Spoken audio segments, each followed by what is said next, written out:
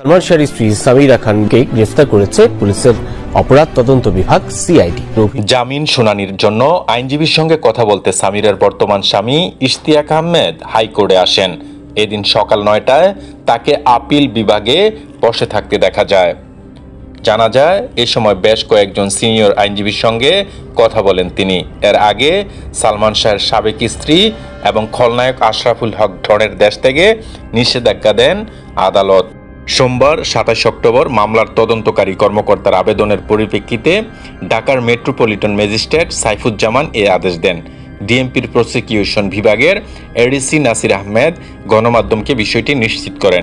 এর আগে গত 22 অক্টোবর মামলার তদন্তকারী কর্মকর্তা রমনা থানার পুলিশ পরিদর্শক আতিকুল আলম খন্দকার তাদের দেশ থেকে নিষেধাজ্ঞা চেয়ে আবেদন করেন।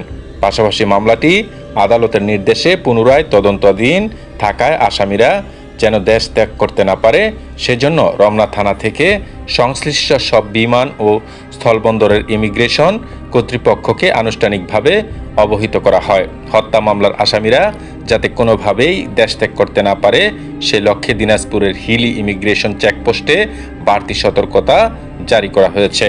গত 20 অক্টোবর সালমান শাহর অপমৃত্যু মামলাকে হত্যা মামলায় রূপান্তরের নির্দেশ দেন আদালত।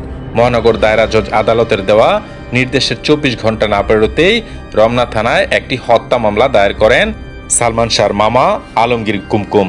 এরপরই নড়েচড়ে বসে পুলিশ, শুরু হয় তদন্ত সংস্থার কর্মকর্তারা জানান পুনঃ তদন্তে নতুন তথ্য ও সাক্ষ্য প্রমাণ যাচাইয়ের কাজ চলছে। সালমান শাহ হত্যা মামলায় সর্বমোট 11 জনকে আসামি হিসেবে উল্লেখ করা হয়েছে।